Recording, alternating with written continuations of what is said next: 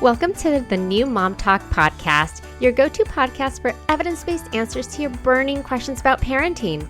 Join us as we dive into commonly Googled topics and hear from experts and real moms. Let's navigate parenthood together, one question at a time.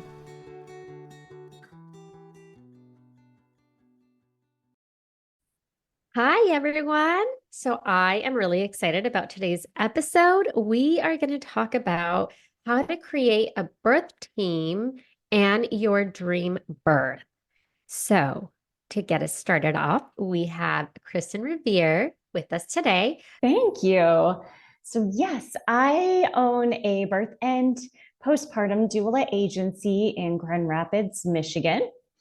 And I have a team, about 26 doulas, sleep consultants, educators, lactation consultants. And so we are the non-medical birth and baby team, and we work with other healthcare professionals in the area and wellness professionals to help our clients get the support that they need, not only in pregnancy, but during their birth and after they have baby. And then my podcast is Ask the Doulas, where I interview professionals in the birth and baby space. I love it. It's like you are almost like a one-stop shop for that prenatal and postpartum stage of all the supports that you need.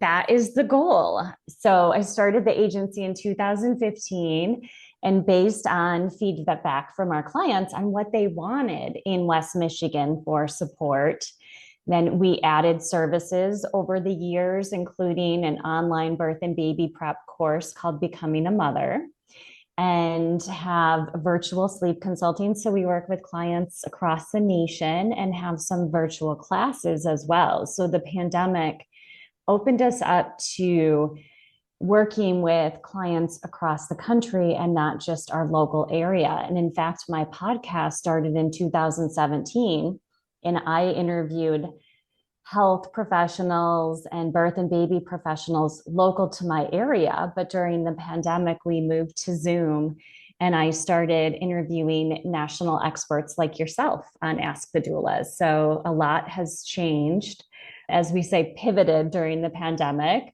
But yes, it opened us up to a new way of thinking and how to make even more impact on families' lives. I love it. Yeah, I feel like it opened the door for a lot. And I wasn't in this space prior to the pandemic or during the pandemic. I started it a little bit later in 2022, but it definitely has opened the opportunity for a lot more being able to connect with a variety of specialists in this field throughout the world. Exactly. So that said, I'll go ahead and start off with our first question. So I'm going to refer to this as couples because I feel like typically when you are doing this, you are doing this with your partner, or you may be doing it alone if that's the route that you have chosen to take or whatever the reason may be. So that said, what are some key rules that couples should consider when deciding who to include in their birth team to create their dream birth? Oh, what an incredible question, Mariella. I would say it all depends on your unique goals. In our book, Supported Your Guide to Birth and Baby, we talk about looking at birth and baby planning the way you would for another life occasion, building a home, and what your goals and focus would be. Maybe it's the kitchen or planning a wedding, and that might be flowers or pictures. And so looking at your budget and what your primary goals are. If it's having the team and the reassurance during all of the uncertainties of labor surrounding you and supporting your partner, if you have a partner, then a birth doula might be a good option. Or if a couple wants to have the basic education about what their body's going through, how to work together as a couple, if they choose not to hire a birth doula or want that extra education, even with a birth doula, then taking a class like hypnobirth or gentle birth or Lamaze. We happen to teach hypnobirthing, but support our clients whether they take a class or just look at a few YouTube birth videos, however they choose to prepare. But some people, that education reduces anxiety and helps them feel like they're able to understand all of the uncertainties of what might happen during birth, no matter if it's home or hospital, vaginal or surgical. And there are many other classes that we talk about in the book, like car seat safety and a grandparents class, a multiples class. We teach a newborn survival and a tired as a mother sleep class. So whatever your goals are, we wanted to be able to give options, whether it's in person in our office in Grand Rapids, Michigan, or virtual on Zoom or a recorded virtual class. I love that because you mentioned a lot of things that somebody wouldn't think about. Tired as a mother. You saw me laugh at that because you are very tired. But also just like the car seat safety. Wow, putting a car seat in the car is so difficult. To be honest, I don't think I know how to do our toddler one. It's one of those that they can grow with. But if it wasn't Right. for my husband, I'd be like, I need to hire a specialist for this one. Exactly. And they can be confusing. And if grandparents are acting as caregivers to make sure that their base is installed properly and they know how to work the car seat. And yes, and many cities have car seat safety technicians in hospitals, some fire stations, or you can go online and find a certified car seat safety technician. Next question is, how do couples choose the right people for each role? Like, how can they determine if this team does align with their goals and values and whatnot? Yeah, another great question. So I would say, as far as choosing the right provider, it's often a mix of experience and personality. So let's use a postpartum doula as an example. And the goal of the family is to get some help during the day when the partner returns to work. And every postpartum doula might have a different training or focus. Some of us are also infant care specialists, or I'm a newborn care specialist as well as a postpartum doula. So those roles might be newborn care, allowing a family to take a nap and knowing that baby's being cared for. And other postpartum doulas are focused more on mothering the mother and household tasks and sibling care and that recovery support as well as emotional support. So if someone's there during the day, do they fit in with their family? Are they comfortable supporting your feeding preference? If a client needs extra breastfeeding support or wants help figuring out the pump, is this something that postpartum doula is able to help with? And some doulas love to do that light meal preparation, and others would rather focus on caring for baby. So asking some questions based on your goals, how you feel a doula could best support you, and then making sure that it's a good personality fit, not only for you, but for your partner if your partner's home, or any other family members that might be there, like a parent, for example. Lots of things to think about. I think this next question is like a great follow-up because you don't always really know what type of questions to ask when you're interviewing somebody to see if they are the right fit or have the right vibe for you, right? Everyone has like a different personality that you mesh with. So, what are some important questions to think about asking anyone that you are thinking about interviewing for either your birth and or postpartum journey supports team? So I would say asking about their philosophy for, let's use birth doula for this example, about birth, what they feel that their special skill set would be, or I like to say your superpower as a doula. And then also some clients, because I do the matchmaking for our agency with our birth and postpartum doula clients. And so some clients want a religious doula, others want one who isn't religious.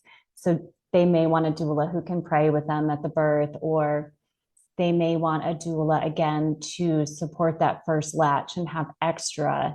We're all trained in breastfeeding support, but some of us have additional training. I have doulas on my team who are certified lactation consultants and can help in a way that is beyond the basic doula training.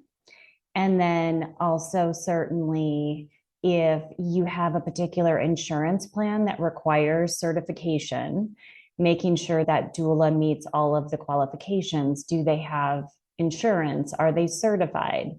Do they have a tax ID to be able to, and an example of this type of insurance would be Carrot Fertility Benefit or Progeny that would require different sphere expertise and again that insurance factor that not all doulas have. And then also I would say just giving examples of a particular scenario and how the doula was able to help a family. And that could be an intervention, like labor stalled, and it was advised to start Pitocin. What happened in a prior labor, and how did the doula help the family navigate it? And so just to see how they respond. And a typical question that we get asked as birth doulas is, how many births have you attended? That's an interesting one. So would you say that is like a really important answer? I always think about that because you can't get experience if you haven't been given the opportunity to have experience, right? So is it really important to have a big number of births? What would your perspective be on that? I know that this is totally an opinion question, so it doesn't really fit so much, but Introducing the Secret Mom Hacks podcast. Hosted by me, Krista Dykes, this show is for first-time moms who wish to model the best version of themselves for the tiny humans looking up to us. From self-care and worthiness to navigating unique parenting obstacles, expect new weekly episodes that are honest and relatable no matter how old your child is. Subscribe to Secret Mom Hacks wherever you listen to podcasts and leave every episode feeling inspired and hopeful, knowing you are not on this mom journey alone. It's a great question, though, Mariella. I would say certainly depends on the training the doula received. How comprehensive was it? Did that new doula have mentoring and support within an agency like Gold Coast? We mentor our new doulas, and they have an advanced doula working with them for the first 3 births to be able to answer any questions that they aren't prepared to answer, guide them through, say, an induction or a situation that they have yet to encounter if they've never attended a birth before. And we also have a tiered pricing. So the more advanced doulas are a higher price, and the newer doulas are a lower rate as they gain experience to become certified. So for families who are on a budget, they might be more interested in our doulas, knowing they're mentored, that they have taken the approved trainings that I feel are high caliber. But again, it might be a solo doula who doesn't have support, who completed a training and doesn't have that, and again, that sort of support system to be able to answer questions that they have. And I feel like I still remember my first birth, and it was about 11 years ago. And I think I did a great job. I wouldn't change anything, but I have become a different doula over the years, and I'm certainly worth my pay now. thank you for that. With the next thing I wanted to ask was about communication. So, how can a couple ensure that they are able to have that open communication and collaboration with their birth team to ensure that everyone is on the same page during labor and delivery? Because as labor and delivery does not always go as planned, things can get crazy. Communication is really hard, right? And mom is obviously focused on and should be focused on what her body is doing. She should not have to really think about all of the other factors coming in. So that said, you want to be on the same page before you're in this situation, right? Of course. So obviously, again, if the partner can be involved in hiring to make sure that they've had asked the questions that are important to them and find out how the doula chooses to communicate. At Gold Coast, we set up a group text with the family upon hire, and we're available from the moment a contract is signed. Some doulas do not go on call and are not as available throughout pregnancy. So again, how frequently can you reach out? How many prenatal visits does the doula have?